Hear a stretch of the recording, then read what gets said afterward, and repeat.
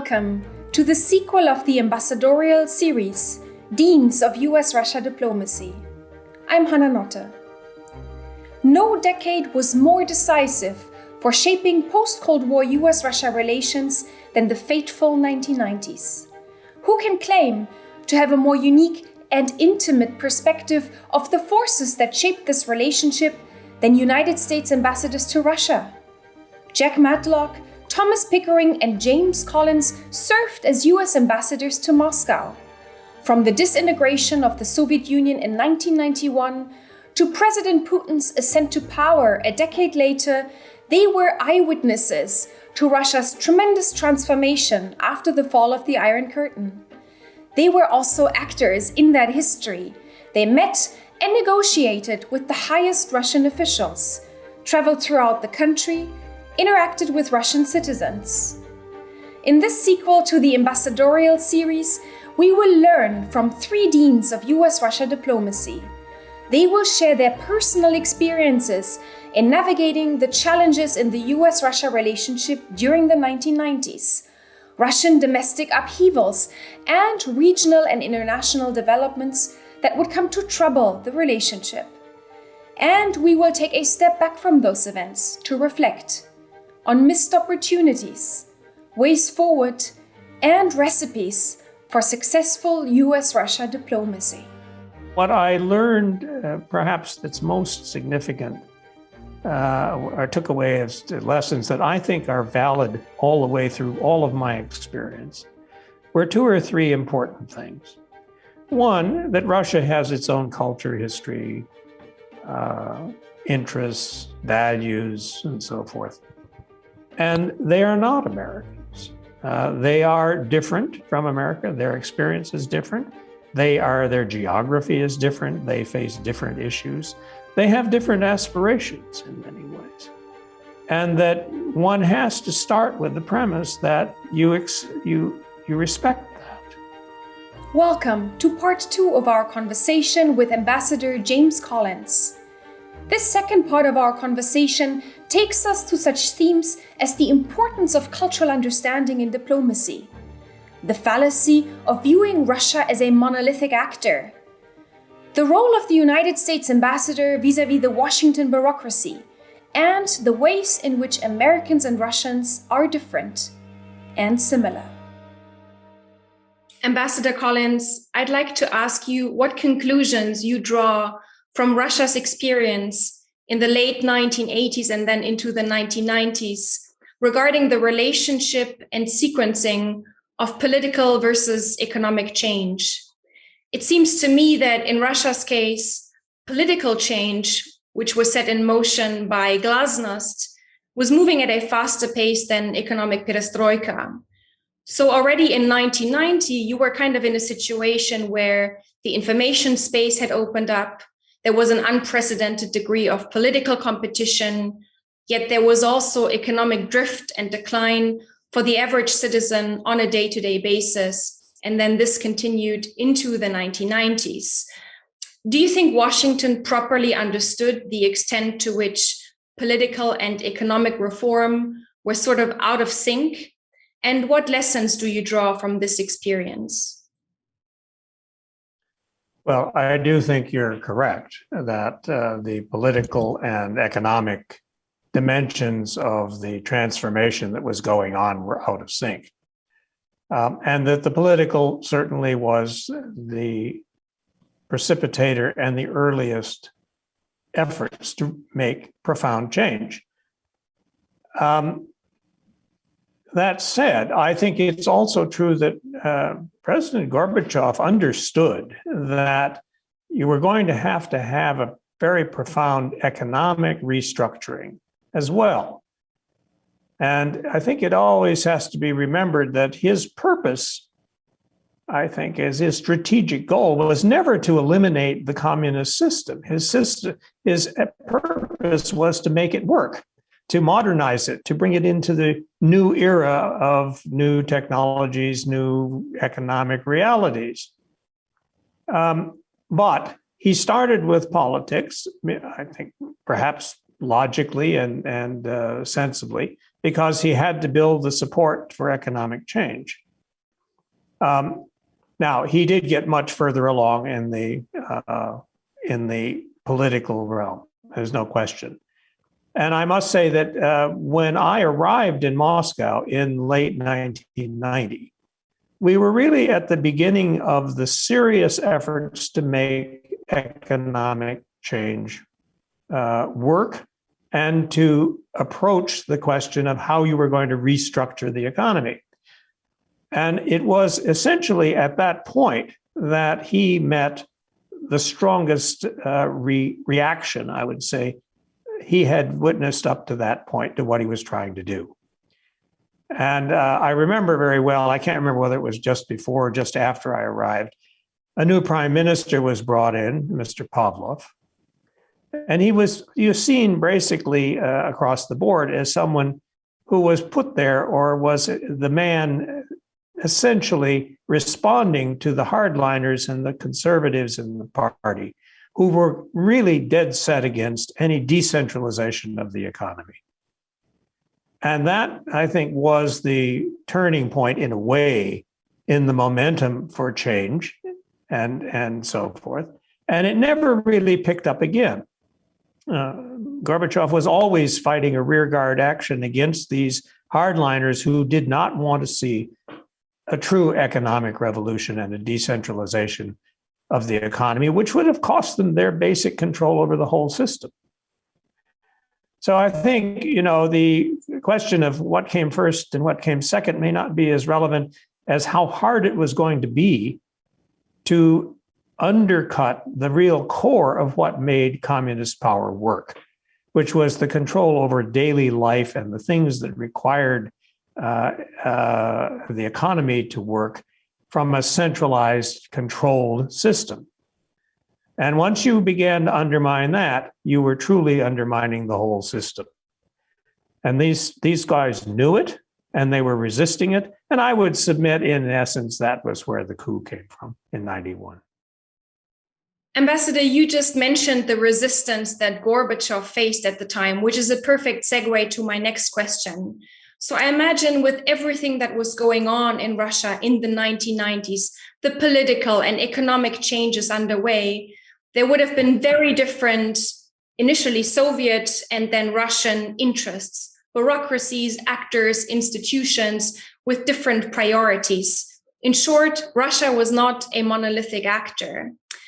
How did the United States try to ensure that it properly understood, let's say, the lay of the land in Russia at the time? And then how did that understanding translate into US policymaking on relevant issues? Well, I think the simple answer to that is that in the time I was there, which is the late 90s until 2001, the reality was that the Russian public increasingly had a much greater role in the definition of what was possible or what the options were that political leaders saw or economic leaders than had ever been the case before. Now, in the Soviet period, when the Soviet Union was really working, the American embassy's approach to finding out what was going on was the art of criminology, essentially trying to figure out what was going on inside the halls of power in the Kremlin. You read the newspapers and the press, you listened to the media, you talked to the few people that were available. But fundamentally, what you were trying to do was figure out what the men who were really making the key decisions were up to. What were they thinking? How were they doing it? And that was this whole art of trying to make something out of very little sketchy information and very limited sources, and an art of sort of building a picture from very little information. When the Gorbachev era reached its zenith and in a sense, the 90s began, what happened was a total turnaround in the problem for the embassy or for anyone trying to figure out what was going on in Russia. Because suddenly everybody thought he had a voice, even if it was a limited one. and everybody was willing to talk to us. So the problem became not so much making a full picture out of a few little puzzle pieces, as it was figuring out which pieces were actually part of the puzzle you were trying to solve. And the amount and sheer volume of information was overwhelming in many ways. So how did we deal with this? I mean, the embassy, first of all, had a policy that we would talk to anyone. That is, we were not limiting ourselves to talk to any particular group or set of political leaders or party or excluding anybody, because in some sense, it was pretty clear to us that as the 90s emerged, everyone had a voice, and everyone's voice was in some sense relevant. So we talked to everyone in, wherever we could. There were almost no exclusions, with a few really nasty, objectionable characters. The second was, it was geographically important to get out beyond Moscow, much more than we had ever done before. In the Soviet era, of course, it was difficult to travel. The government, central government, wanted to contain you as much as possible. Now we could travel pretty much anywhere, go anywhere, talk to anyone. And so I set up in the embassy, along with the support of the ambassador, a program what I call circuit riders, where I had my officers in various positions, particularly the junior officers, simply go out and travel as often as possible. And each of them, to the extent I could do it, were given a few regions, or in the Soviet era, one of the republics, to get to know, to understand the leaders, to get to know what the citizens were about, what was happening in those regions. How was it different? What did they think of what was going on in Moscow, and so on and so forth? In other words, to try to create a picture for us as best we could of what was happening across the country, and not just in the capital. And I think we were pretty successful at it, frankly. We cultivated relationships across the entire country. And we were very successful, I think, in establishing ourselves in Washington, if you will, as the man on the ground, the people who had the connections, and we could give some sense of what reality looked like, not just in one city, but all across the country, which was, I think, quite an accomplishment. And thirdly, we continued to have to pay a great deal of attention to the vast amount and quantity of information that was available in media, or newspapers, the electronic media, and so on. Remember, we're in an era here before computers, even before cell phones. I didn't get a cell phone of any kind until the very end of my time in 1993.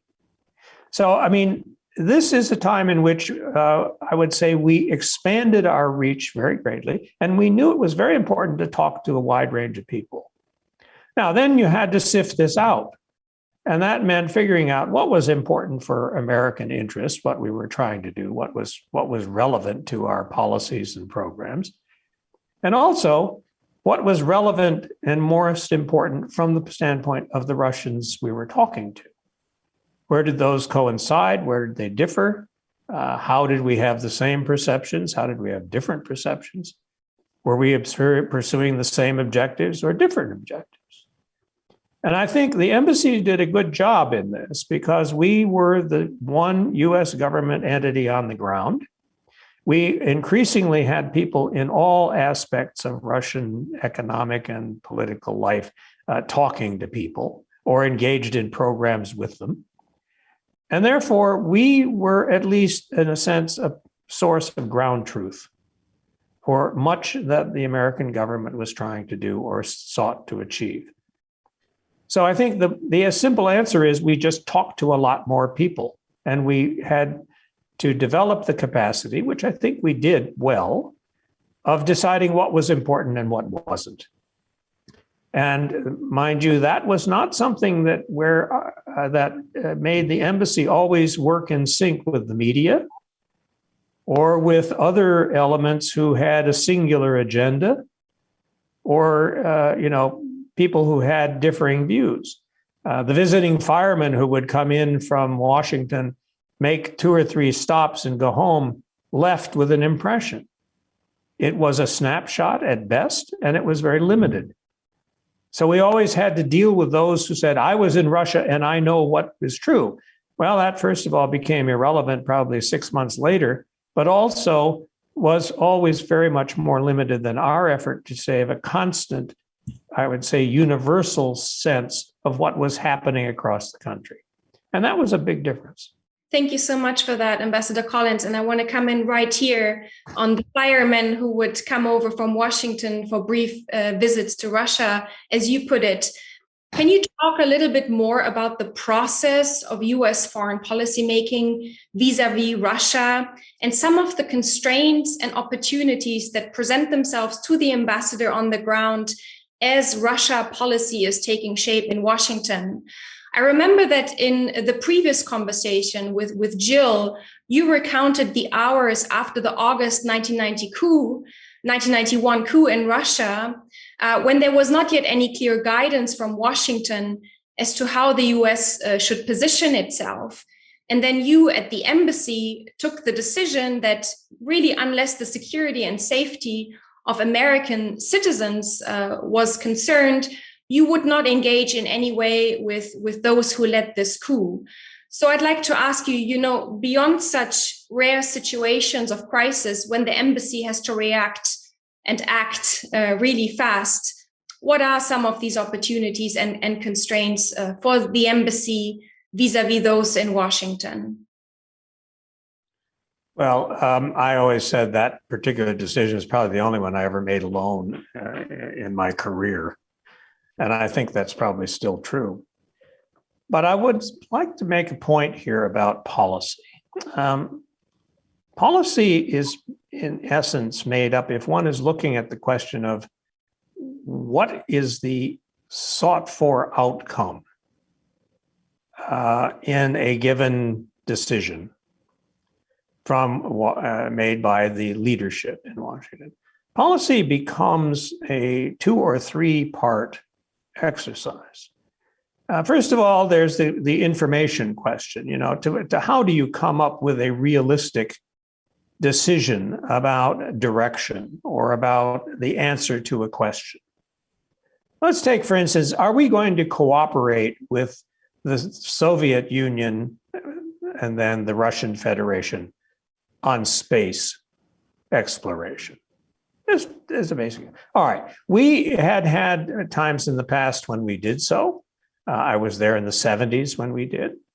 And the issue was again on the table. I mean, what kind of approach was the American space program going to take to the Soviet space program, then the Russian space program, in this new era? All right, so the first question was, well, you need to get the information you can. And then, so we've talked a little bit about how do you gather information, how do you do this? So the embassy was reporting. We had people who followed the space program. We had visits from people like the NASA director, Dan Golden, who met his counterparts and so forth. And we had lots of different scientists and other specialists who had some experience or some familiarity with and visits to various space programs. So information, I would say, was not in short supply, and pretty good information gathered in most cases by people who really knew what they were talking about. So the information base for the question was quite good. The question of then, all right, what do we as Americans do, was a question of what's our objective, what are our interests, and in formulating the kind of answer, what do we think Russian interests are, and how can we basically come to the best decision if the decision is we're going to cooperate with them? Well, the decision was ultimately we're going to cooperate with them, and I think it wasn't made by the embassy. I mean, frankly, the ambassador's role in that was probably absolutely minimal. But the decision to do so was made by those who assessed both that it was in the U.S. interest, both broadly and even financially, to cooperate with the Soviet, then Russian space program. And secondly, that there was everything to be gained because we could both achieve an objective we were after, which was to enhance the exploration of space, in particular, create a space station and use the technologies available to both to advantage in producing a joint outcome. Then there was the third dimension, and the third dimension was implementation. Policy doesn't mean a thing, frankly, unless it produces an implementable and then well-implemented outcome. And for that, I think the embassy played always a significant role in everything from the simple question of do you get people visas on time to helping people who had to engage Russians at various times in different ways and in different places to understand the people they were dealing with, help them achieve the goal they were after to achieve an outcome. And that, I think, was an ongoing process. That's the policy part of policy that doesn't end with the decision or the definition of what most people think of as policy. That is, how do you make it real? And there, an embassy and an ambassador and so forth have a great deal of influence for the most part, because they are the ones who can help hold together the effort of usually people coming from the United States to work with their counterparts. They can help them solve problems, human problems, problems that arise in arguments, et cetera, because we have people on the ground there. And the American embassy's main strength, I think, in something like that is understanding the culture and the way in which the host institutions work and their people, and understand how to explain to Americans how to achieve what you're trying to get done with those people. That is where I would think diplomats and embassies and the art of diplomacy, if you will, from on all people, comes into its real strength. And I would want to say here only that this is not just foreign service officers. This was people who worked in the embassy on the space program, who were agricultural experts, and so on and so forth. This was a broad community of people who came to know Russia well enough to guide the people who were coming to implement a very complex and complicated program in getting it done, learning how to work with their counterparts, and in a sense, building a new joint community that was able to produce the space station. And the first pieces of it were launched while I was there as DCM. So I think that's the key. That's what policy is about. It's gather the information so you have the right base. The people in Washington are going to make the decisions, and maybe the ambassador will have a voice, and maybe he won't. But then comes the embassy's strongest role in many ways, and that's implementing on the ground the kinds of outcomes, programs that are trying to achieve a certain goal. And there, I think the embassy has no equal in its importance on a day-to-day basis in ensuring that things work out. Thank you. This is extremely useful. And if you allow me, I'll ask another follow-up question on that final bit, the implementation of policy on the ground. Were there ever any instances that you recall where different US actors, whether it's the Treasury, US aid programs, or political capacity building programs, were operating somewhat at cross purposes in Russia on the ground? And then how did you try to navigate that at the embassy?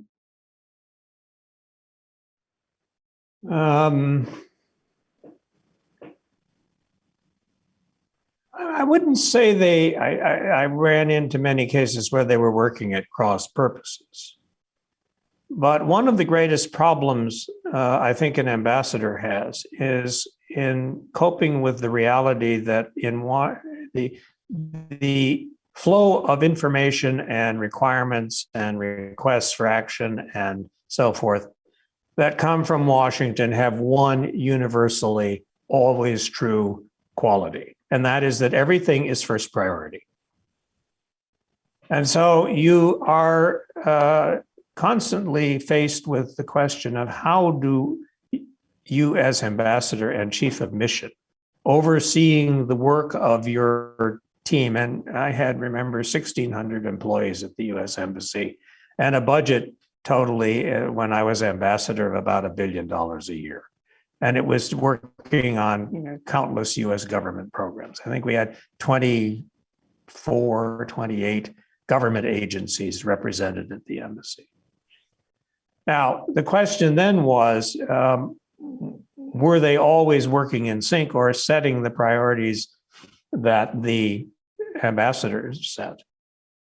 And the answer was not, if you listen to Washington, because each of them said, my job is first priority. Your job is to go get this accomplished. And the Department of Agriculture had its own priority. The Department of Defense had another. The NASA people had their priority.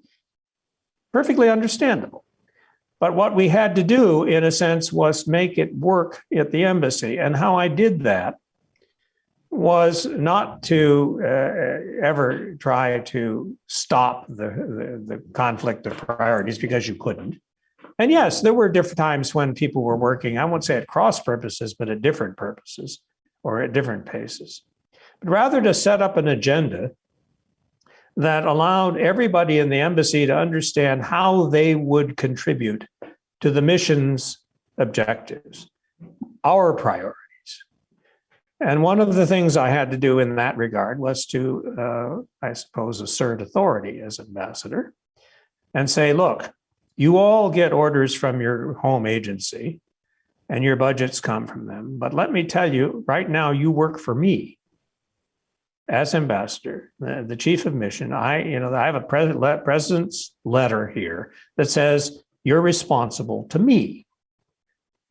So we're going to work together and we're going to figure out how we approach setting these priorities. So what I did essentially was sit down with the team, and we had a kind of 6-part agenda. And the idea was then each agency was there to help me understand what they could contribute to fulfilling each part of the agenda. So one of them was support the political transformation to a more democratic government.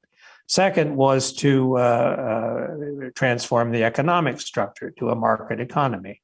Third was to advance the U.S. economic interests and trade. Fourth was to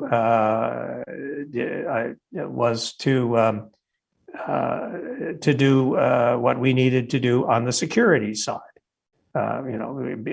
Carrying out the security interests. But what I said to all of them was, all right, each of you can contribute, or perhaps maybe not, to all of these objectives. I want to know what you're going to do to support the public diplomacy objective. And I told my consular people, for instance, that nothing is more important than having a decent image in the Russian public mind about American visa policy and how we treat people. So don't tell me there isn't a public diplomacy dimension to the consular section. There is. Similarly, my defense people had to explain to me, or I had to make it clear to them, that I knew the money they were spending in Russia to accomplish their goals had an economic impact and the advancement of American economic interests and the way in which Russian economy was developing. So there was an effort here to help each of the agency representatives understand how they contributed to what we were trying to achieve as the mission. And that goal, those sets of goals were set pretty much by, I would say, the US government, State Department, the president, and so forth. Now, I don't know whether that answers your question, but it was the way I tried to approach the problem of everything from Washington having its own uncoordinated set of priorities, for the most part, come and hit the embassy as though they didn't have anything to do in Moscow except carry out the Department of Homeland Security's latest crusade. Well, you couldn't run an embassy that way. And I think we were quite successful in the way we did it. People were quite satisfied with the outcomes, and I think we did a good job. It very much answers my question. Thank you so much. And if I may, I'll ask you one more thing about the role of the embassy on the ground, because you, a few moments ago, mentioned this notion of reporting ground truths from Russia back to the United States. Could you share a story or an anecdote from when the advice of the embassy on the ground was not really heeded in Washington, either because it went against the prevailing conventional wisdom in Washington on an issue, or because it conflicted with intelligence assessments that prevailed in Washington, and how you navigated that? Well, I think it's fair to say that the American embassy's view rarely was the only view that was going to prevail. But I'll give you two examples. When the financial collapse took place in 1998, I set up the embassy to do as a priority, a daily report on what we were seeing in Russia as widely as we could report it, about the reaction to this, the impact of this, and so on and so forth. We had one instance in which the media reported, some particular incident about a run on a bank. And the fact was, it was what I used to call the atypical truth. Yes, there was sort of this run on this one bank, but did it represent the collapse of the Russian banking system? Well, no, it didn't. And so I think it was a fair point that what we reported back was a broader picture that had its impact in the way people saw what was happening in the economy.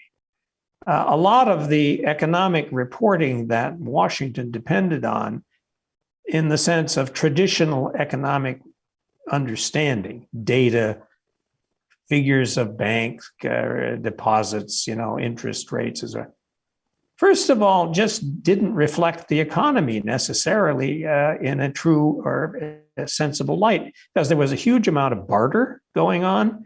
People made their way economically and to survival in ways that didn't have much to do with money in many ways.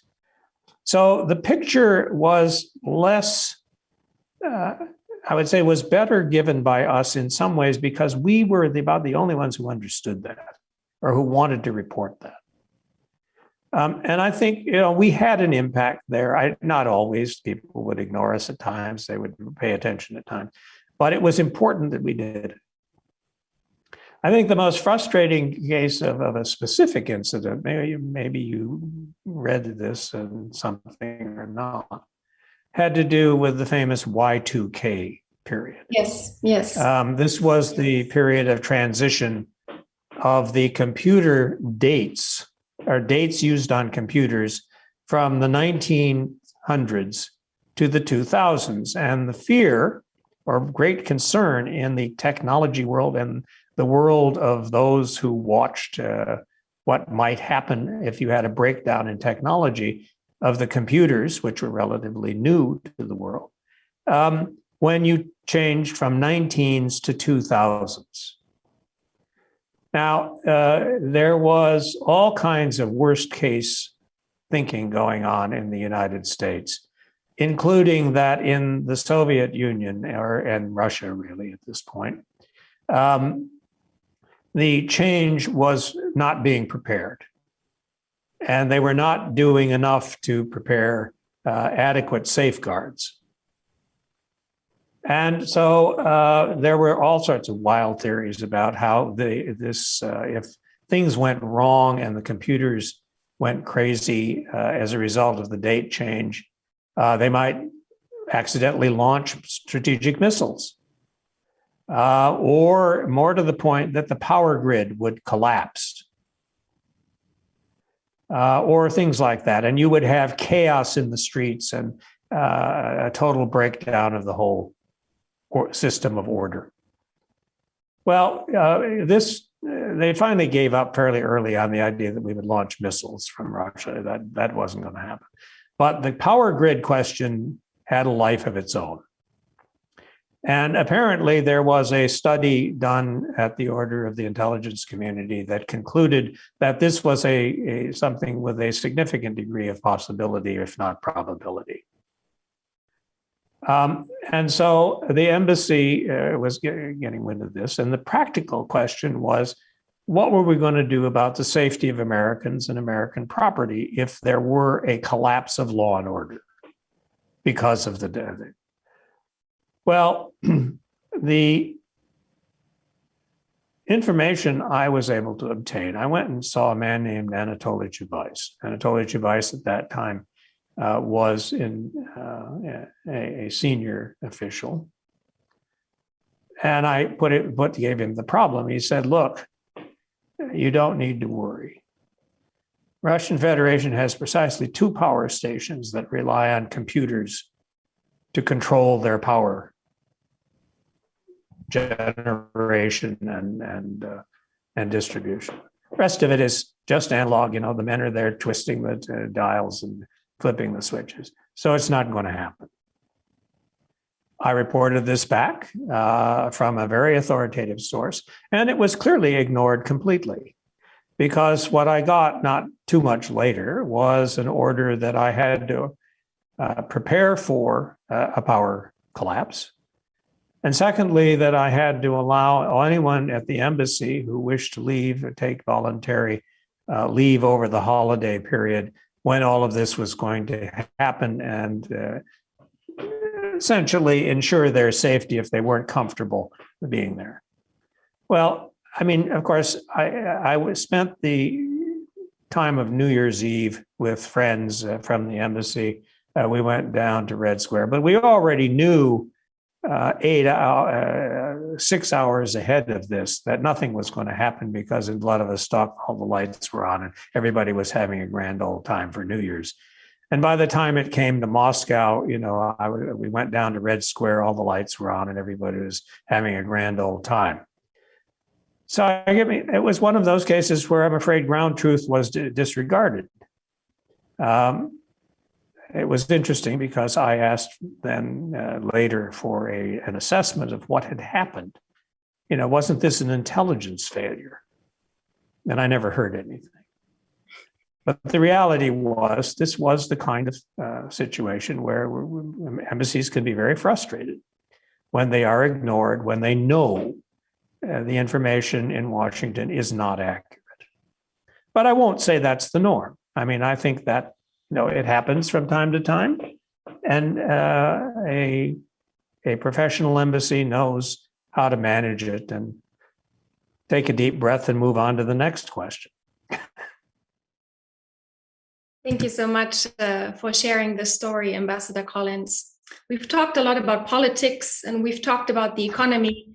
I would like to talk about culture a little bit. If I understand correctly, it was actually Russian music that was the spark that generated your interest in learning the Russian language at a relatively young age. There was a particular man, Dr. Herbert Zipper, who was a music director and a conductor in Chicago. And at one point, he got you and your brother involved in Mussorgsky's opera, Boris Godunov.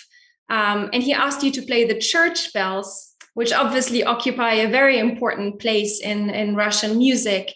And then you decided to learn the Russian language.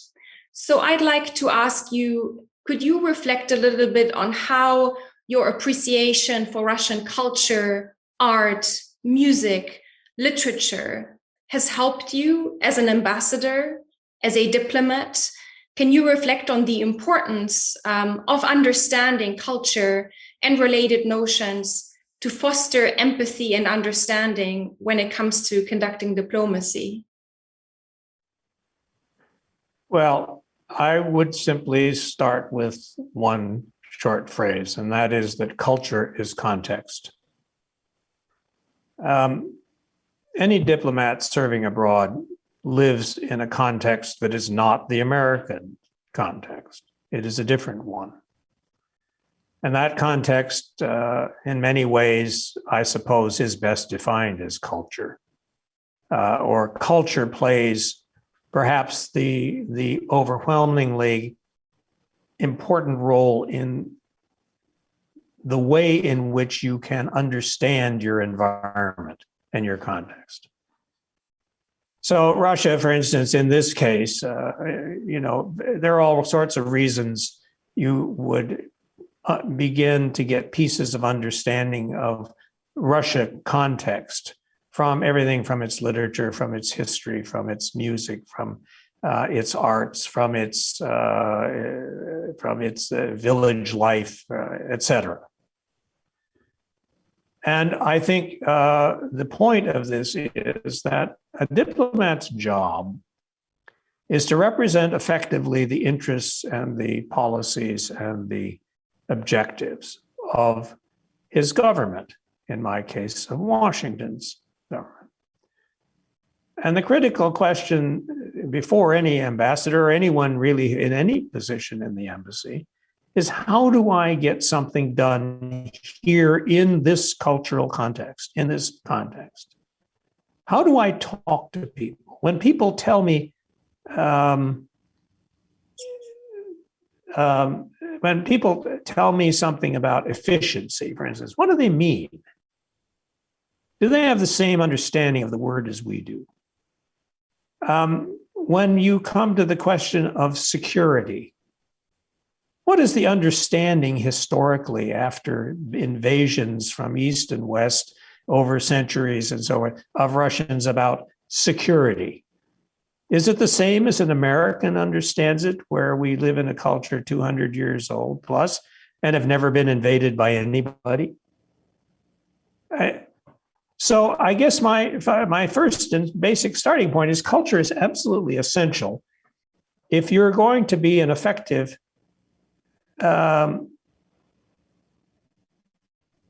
interlocutor with your host culture.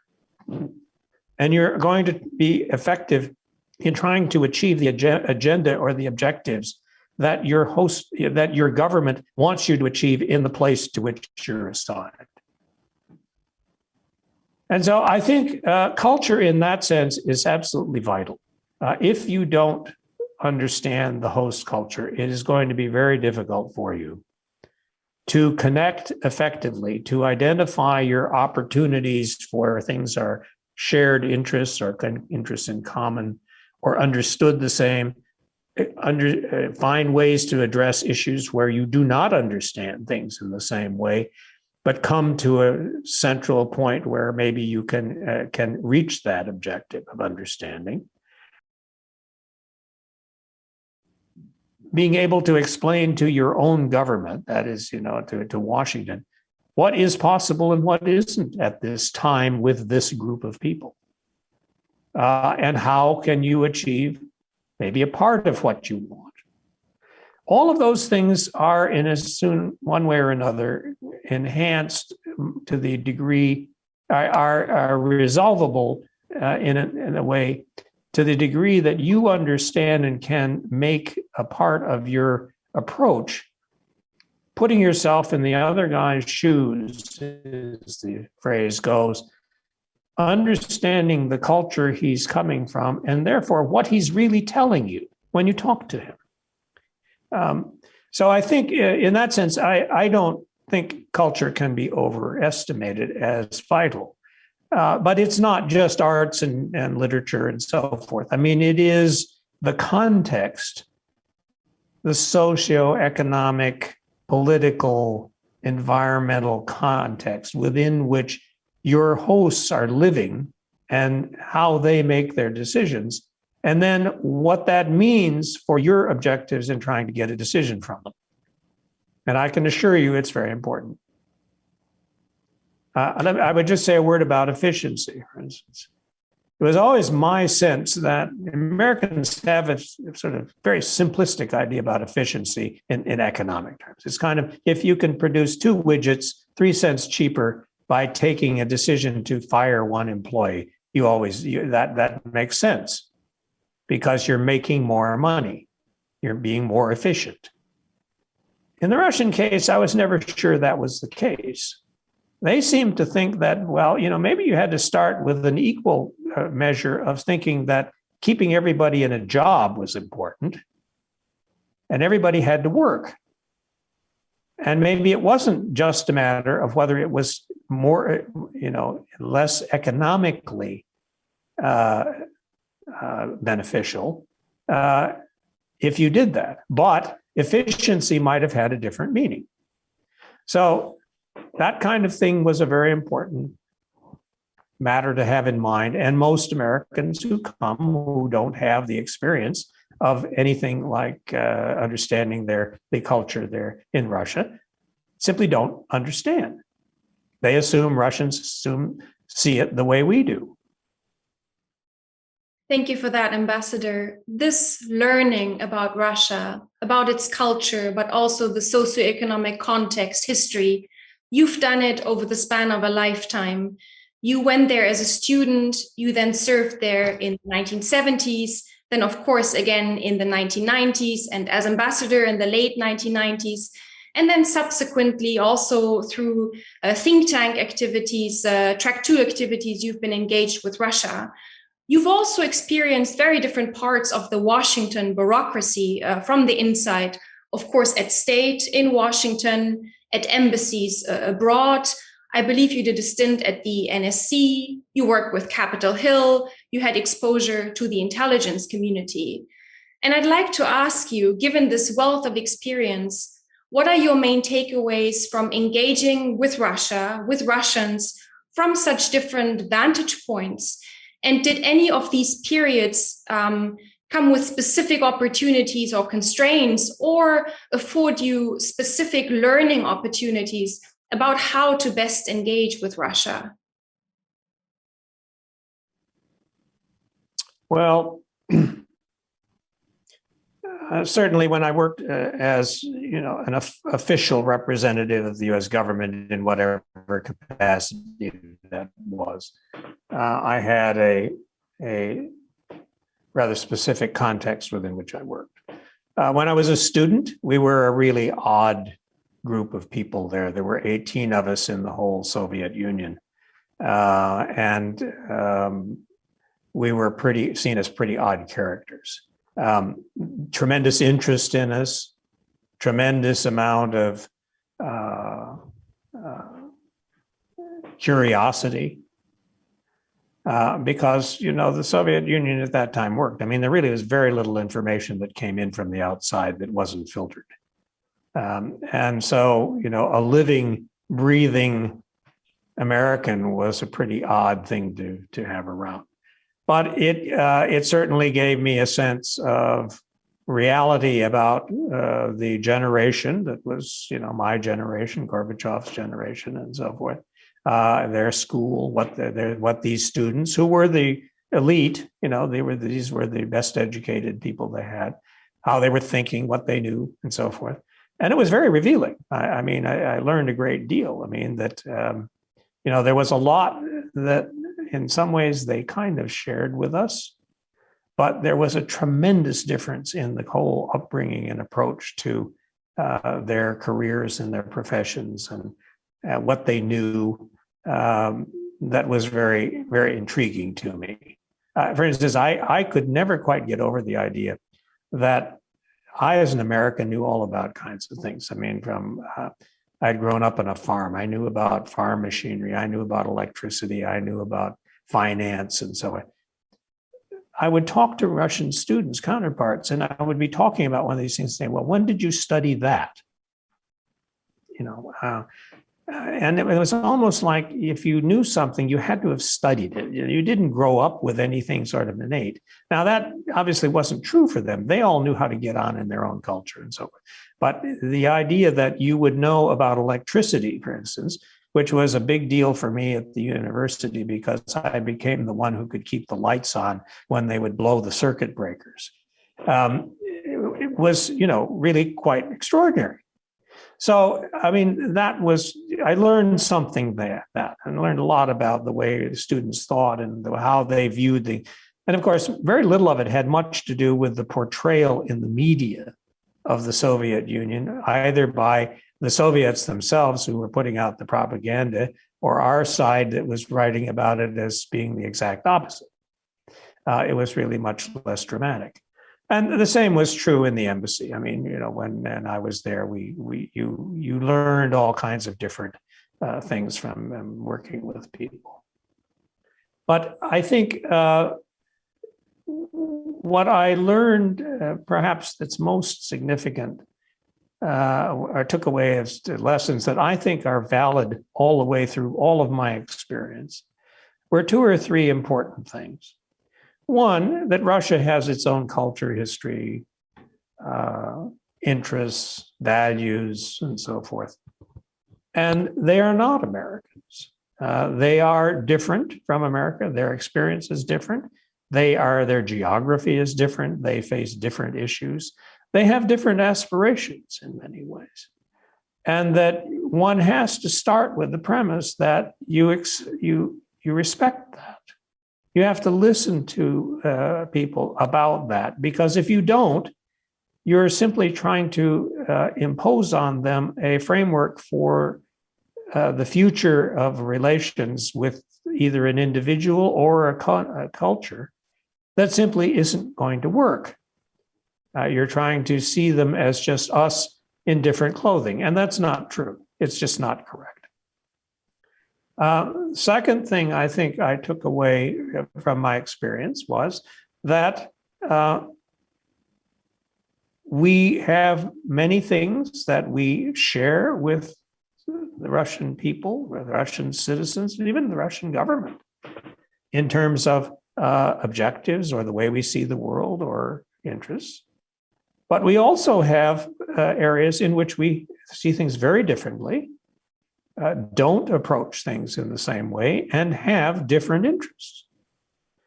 And the question about how we as Americans or, as individuals see those differences is very important.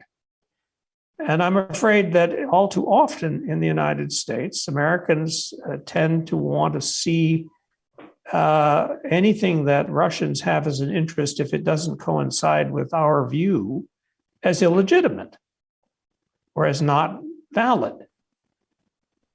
Well, I won't argue one way or another about that, but that's a religious question. I mean, the real issue here is it exists as a difference, and one is going to have to manage it and deal with it, and probably not be successful if the idea is that we have to make them change or we try to ignore it.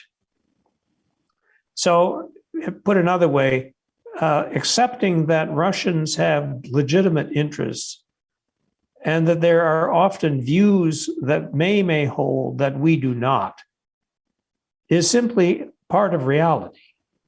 And it doesn't do us much good to try to deny these or to refuse to accept that there are legitimate reasons for people to see things differently. And the third thing, I think, is how do you achieve outcomes that are desirable in dealing with that society? My experience is that you are not going to get very far if your approach is to define an outcome that is not accepted by them and then try to impose it on them one way or another, whether it's through the famous tool today of sanctions on the economy or trying to punish people or whatever. I have to say, as an American, that were the Russians or the Chinese to try to do that to us, we wouldn't succumb. We wouldn't give up our interests or our values. And why we think that others will do so has always been a bit of a mystery to me. And so the idea that you can, in some cases, achieve a goal by compelling the other guy to see it our way or to do it our way, whether he likes it or not, has, I think, proved itself pretty ineffective and hardly ever successful. Everybody throws up on sanctions the idea of what happened with South Africa. The problem with that model from this point of view is that the global community almost unanimously agreed that they were going to isolate and sanction South Africa if they did not deal with apartheid. We don't have that kind of arrangement vis-a-vis the other kinds of sanctions we've tried. It didn't work with Cuba. It, I think, doesn't really work with Russia if the idea is we want to force them to change their policies and so forth. And the third thing I think that's very important in all this is that it also is no way to deny Russia's legitimate interests.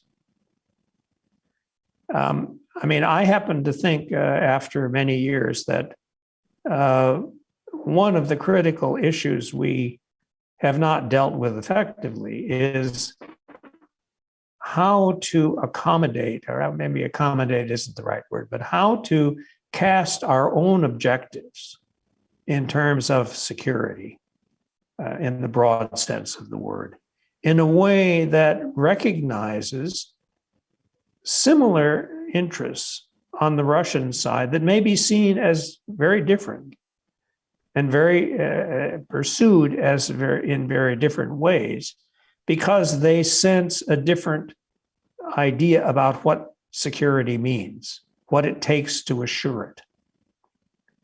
And I think that's where we have come up into some very difficult times with their whole arrangement or their whole view about their near neighbors. We have simply different views. And in some ways, the question is not whether one is right or wrong. It is simply a fact that we have different views about this and have not done a good job in finding a way to accommodate them. I think you have to understand what Russia's interests are. You have to understand how they view things. You have to understand where it's possible to define common objectives and goals and pursue those. And above all, you have to keep engaged. You have to continue talking to one another. If you don't, you simply run the risk of losing all ability to understand what the other fellow is about. So, either you are pursuing in a realistic way common objectives and goals and standing by your values, but pursuing them in a way that is potentially going to give you positive results, or you end up trying to impose a worldview on others that simply is not going to work. And it hasn't worked really for us pretty much anywhere. Thank you for that, Ambassador. There's a lot there, and this notion of compelling the other side to behave as we, America, want, whether that's through sanctions or other means, it's something I'll come back to in a later question. But for the moment, I'd like to ask you something else. You talked a little bit about your time spent in the Soviet Union. And at this point, the country, of course, was still remarkably isolated from the outside world. With glasnost, it became much easier for Americans to build relationships with Russians, with institutions, and with citizens, really unthinkable for an earlier era. And then, of course, you had the arrival of the digital world in Russia. You were already talked a little bit about this, the internet, and then later the advent of social media. So it really meant that there would be an abundance of information available to Russians from the outside world. So we could say that today Russia is a much more open society and not divorced from the information space in which we navigate.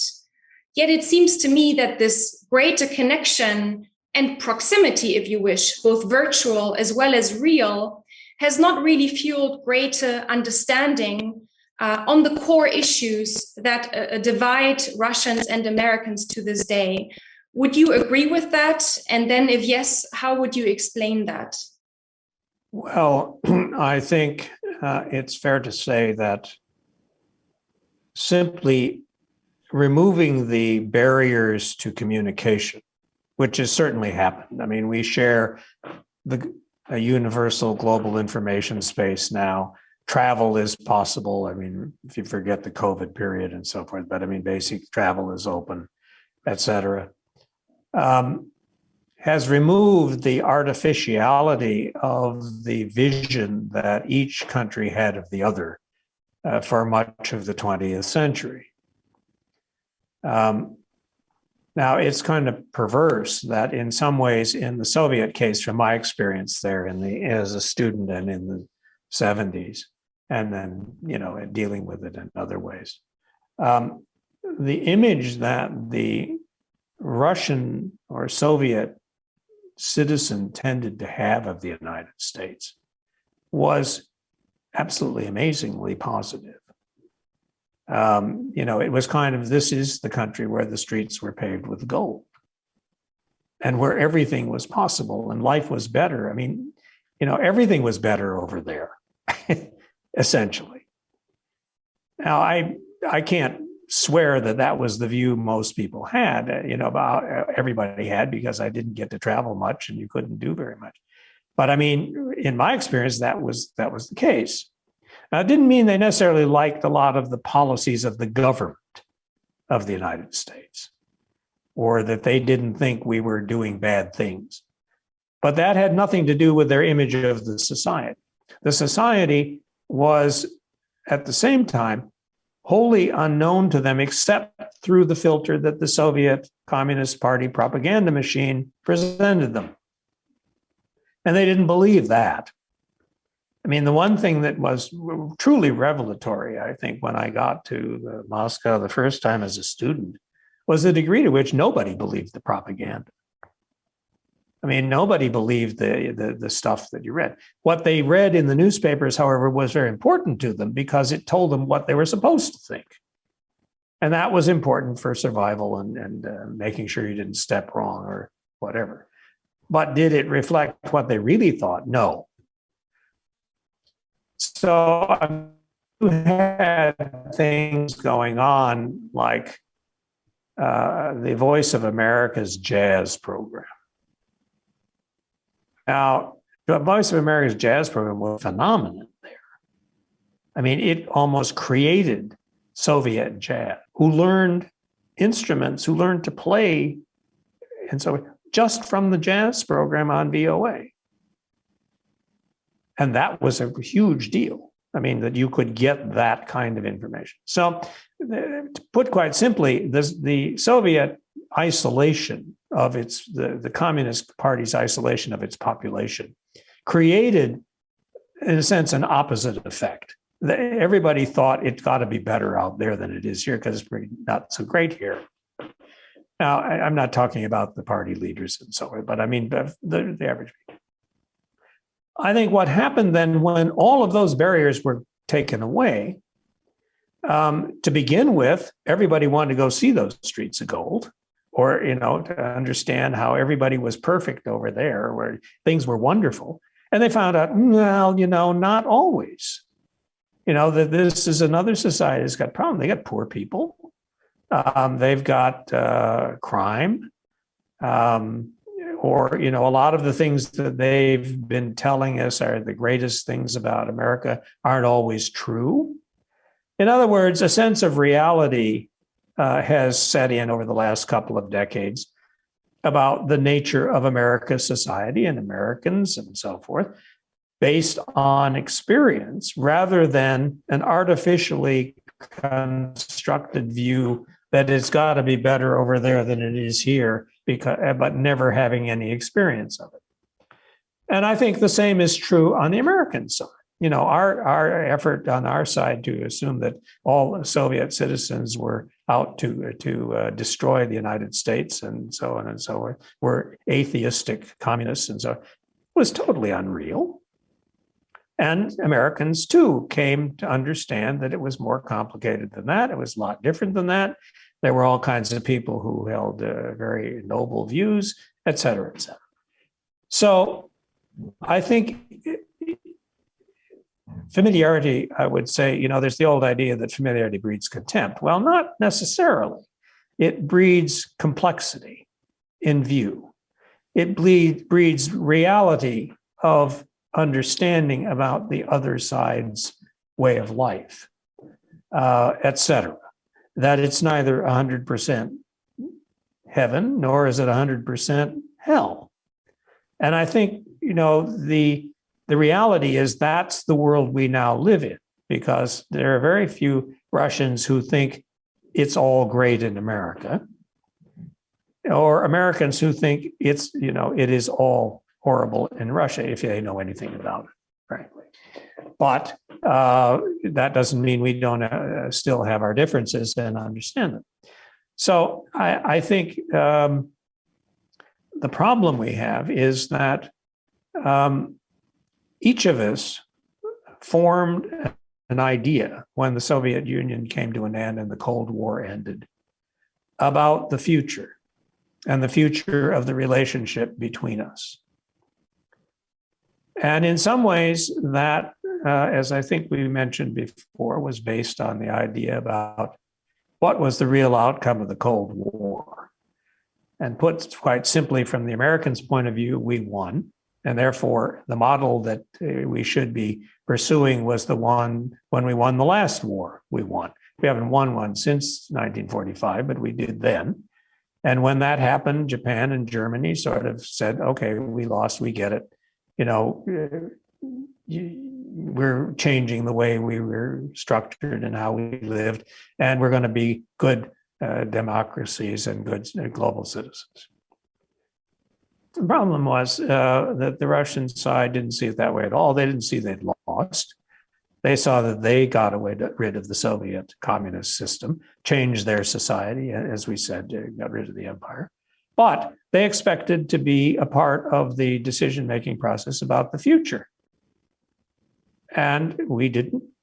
You know, they just didn't agree that the Americans won and were going to set the terms.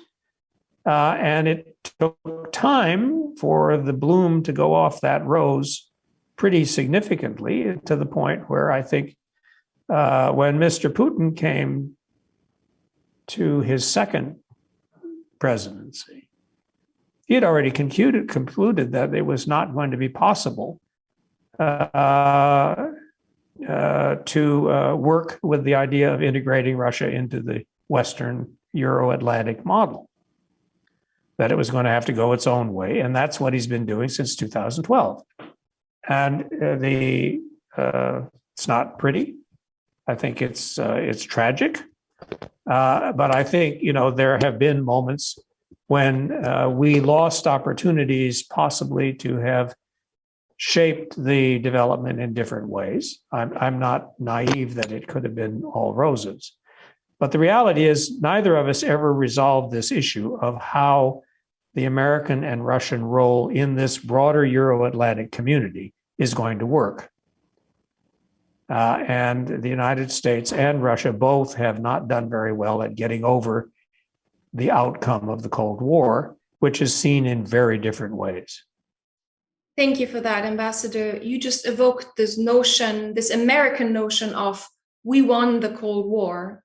Now, George H.W. Bush avoided evoking that notion.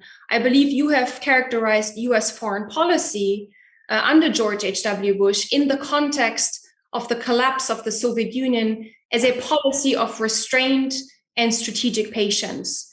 The US did not try to force events at the time, make things move faster than they did. And I think you believe that the US could have ended up contributing to some serious problems in Russia at the time had it acted otherwise. And now this brings me to a slightly broader conceptual question here about foreign policy and diplomacy. There will be moments when it is necessary to act decisively, fast, take the initiative, engage in resolute action. And then there will be moments when patience, restraint, letting things play out is simply the wiser course of action.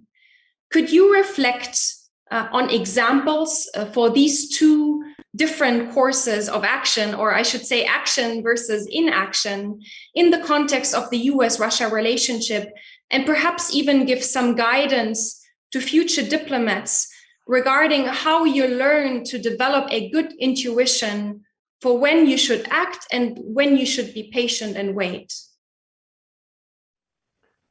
Well, let me say, I think maybe the question is better, maybe recast slightly in the way I would approach it. And that is, how do you deal with the facts as differences arise?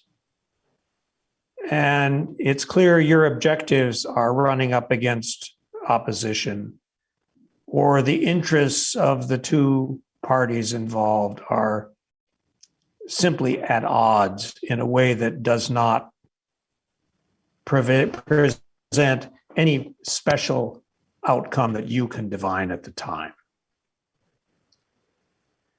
And I mean, first of all, context is very important. I mean, it is simply a fact that the United States and Russia cannot go to war. You know, we will destroy each other and the rest of the world probably if we do. And so that is just not an option. So that's kind of off the table. And therefore, everything that we do has to be constructed to address our differences and our issues or our joint objectives in that context. And it has been the case for since the end of World War II that that's true. So we have a context, and therefore there's always going to be an element of restraint inherent, because you cannot risk war in the sense that any rational person would ever do so. But setting that then as the framework that I just give as a given, the question is, how do you manage opportunities or challenges? Well, I think the first thing that's very important is that it is a constantly important factor to understand what the interests of the other side are. How do they see them? How do they define them? And so forth. Doesn't mean we agree with them, but we have to understand what they are. I think we also have to have two other dimensions of our understanding of interests. One, which interests are such that we would call them red lines.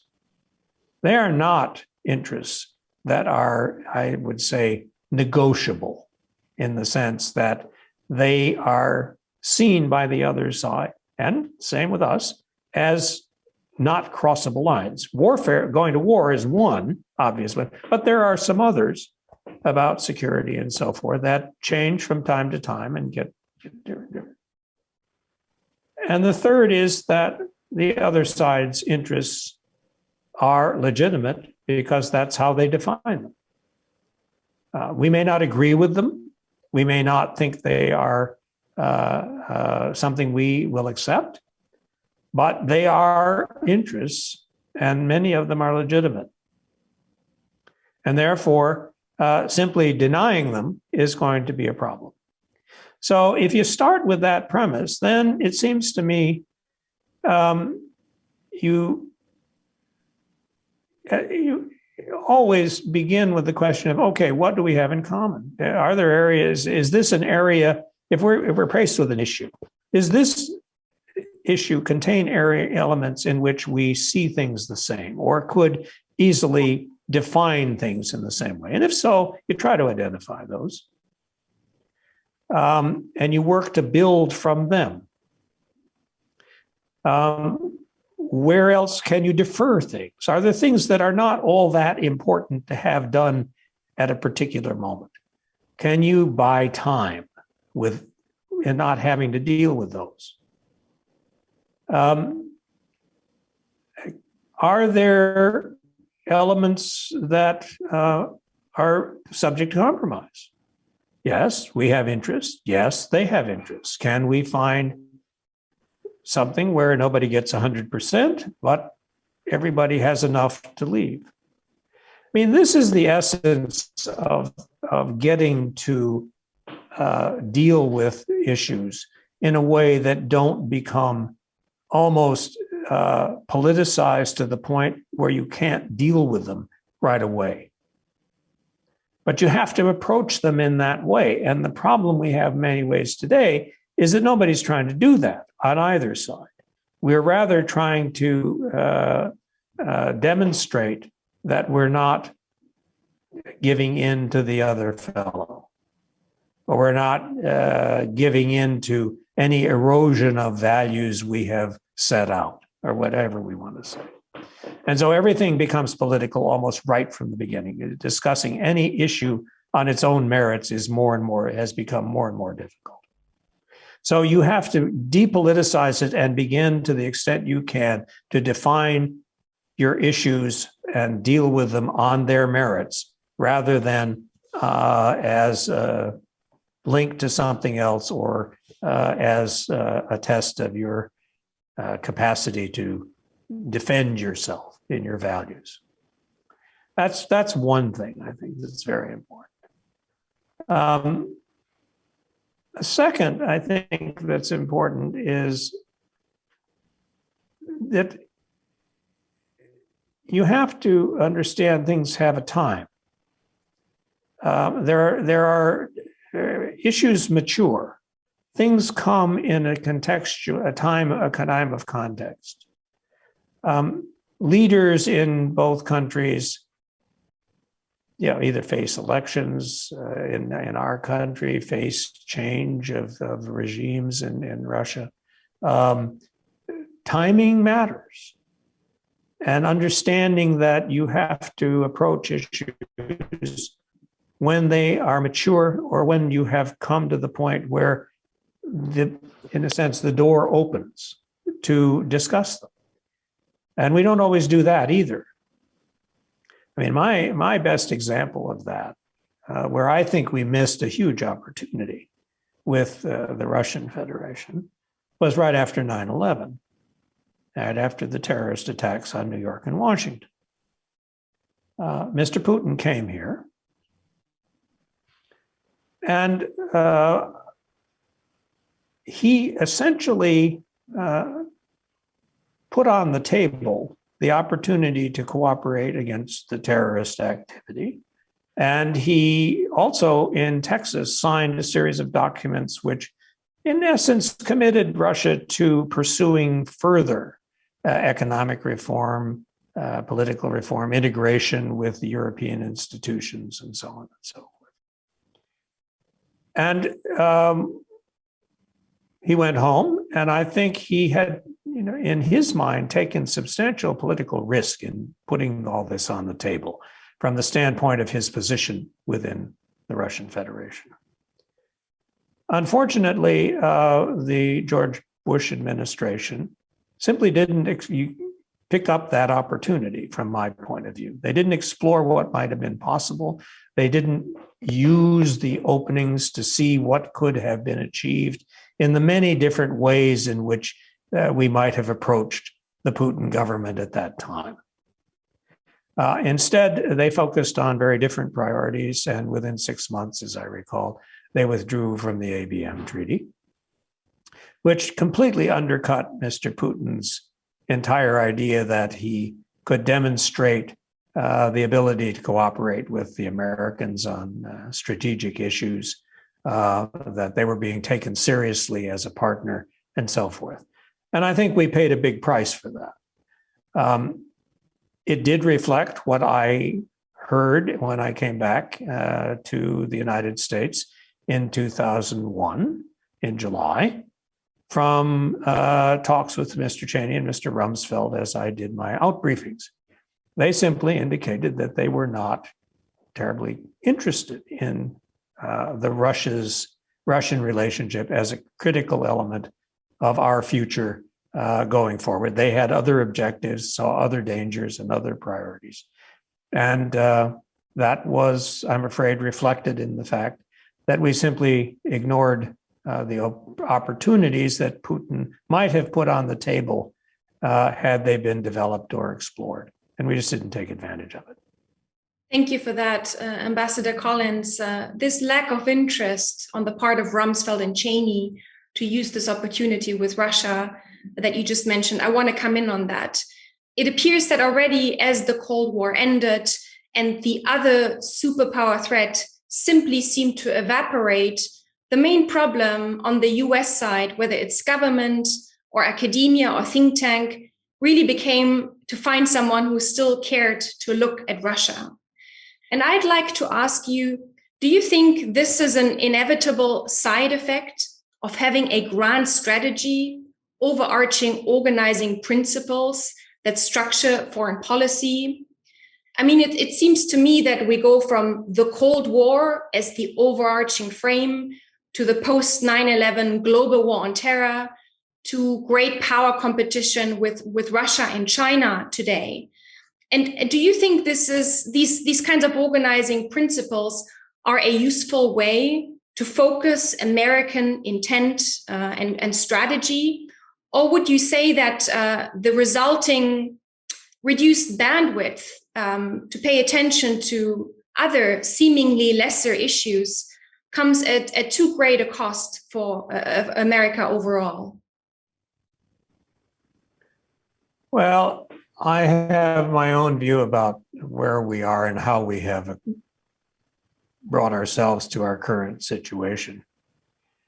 I do think that during the Cold War, we were thinking in very 20th century terms. We had not yet come to the digital revolution. We had not yet come to accept this idea of massive globalization and so forth. I mean, if you think about it, the cell phone is a new phenomenon in the mid-1990s. The computer is not really available and used widely until the late 1990s.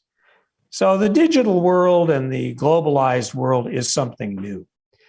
And it comes upon us at the same time that the organizing principle for all of our international priorities in many ways was the rivalry with the Soviet Union and the ideology of communism. I mean, it was partly religious war and it was partly great power war. Now, the problem is when the Soviet Union collapsed, all that ended, of course.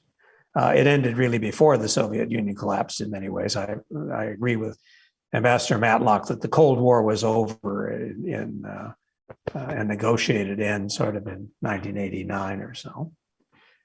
But the organizing principle for our definition of our place in the world essentially ceased to exist.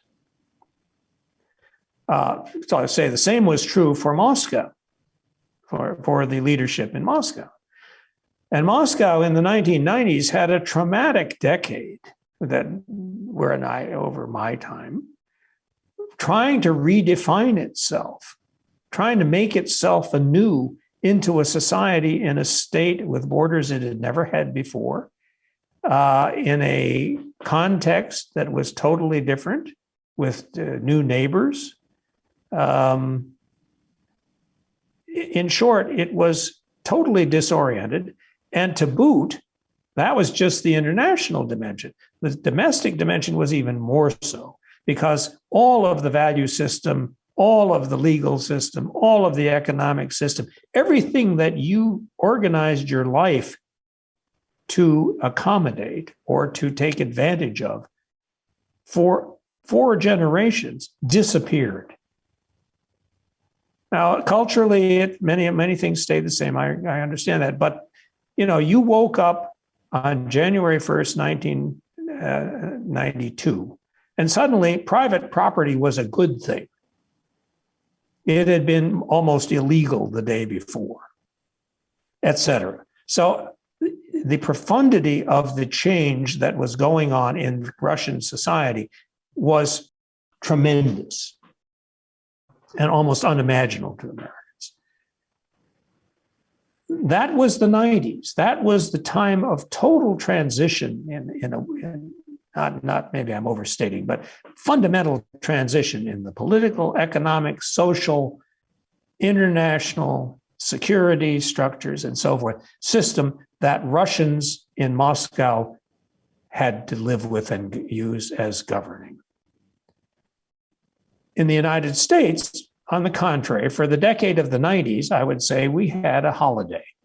We basically took ourselves as having won. Yes, the terrorists brought home some problems to us. were going to building them. But in the 90s, that hadn't hit yet. And so we were, I would say, quite confident that our idea had prevailed. We were number one. Nobody was our equal, and we were dispositive in most respects when it came to the international order. And in Europe and the Euro-Atlantic world, our model was the one that was being pursued, the NATO system and so on and so on. Okay, come to 2001, and suddenly things begin to change. And I am simply going to make the case that the terrorist attack on New York and all that followed that, the financial collapse in the third quarter of the 2000s, that essentially began our 1990s. Our system ceased to be so infallible. Nobody thought we could be attacked. We had defeated the last people who tried that and turned them into a different society. Our economic system let down millions of Americans. And the American ideal of, if you will, the Reagan era's picture of how America works best was suddenly open for question. And so we begin our 1990s, from my point of view, in the 2000s. A decade later, we are equally disoriented. And then in the 2010s, we suddenly find out that we're not the only superpower anymore. I mean, the Russians are still a new nuclear superpower, but suddenly you've got China.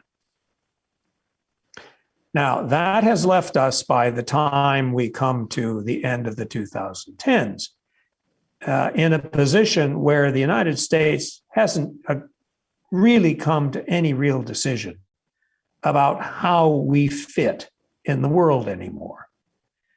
We started our international role, if you will, in the 1890s. And for the 20th century, America, frankly, never had a challenger that was our equal. We were dispositive in the non-communist world. We had the money. If you go back and look at the amount of global trade we controlled at the end of World War II, it was absolutely astronomical. I mean, we were setting the agenda. People were following us. And then in the Cold War, because we were the power that could, if you will, stand up and prevent the Soviet Union from asserting its authority, everybody else was sort of falling into line. And this thing called the Third World was kind of not relevant. We did proxy wars and other things, but I mean, it was not a big deal. Suddenly, starting in 2001, all of that is beginning to crumble. The Americans no longer are the only economic power, and we cannot be dispositive in the economy globally.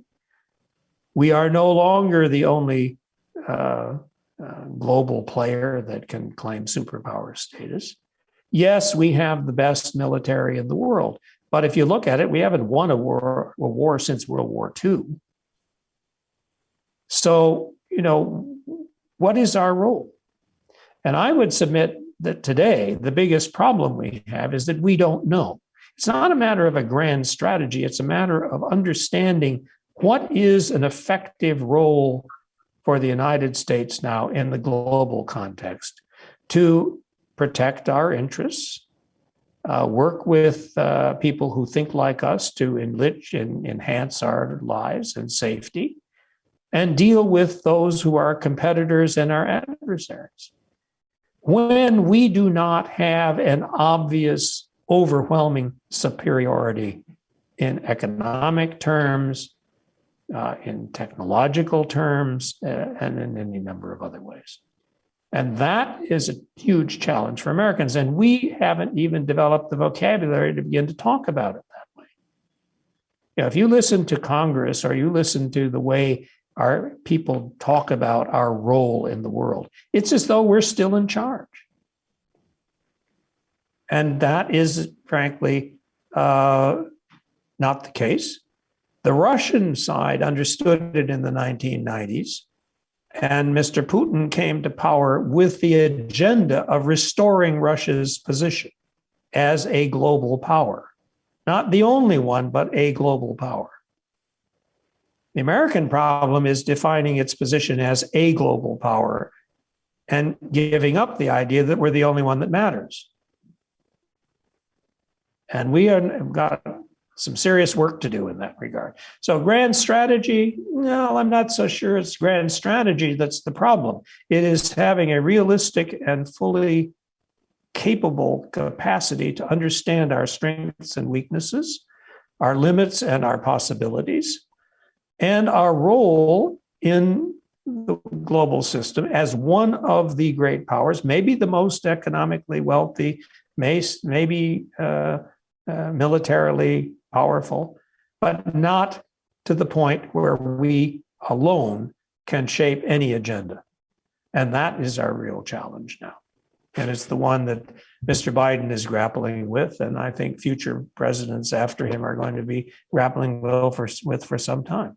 Wow, what a comprehensive answer, and I think perfect way to end this fascinating conversation today.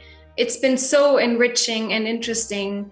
We have covered a lot of ground in our conversation, and I believe that future generations of scholars and of diplomats who take an interest in Russia and the former Soviet Union will really benefit greatly from this account and treasure it. So I want to thank you so much for joining us today. Well, it's been my pleasure, Anna, to be part of this, and I look forward to seeing others' comments and to maybe even having a look at my own. Thank you.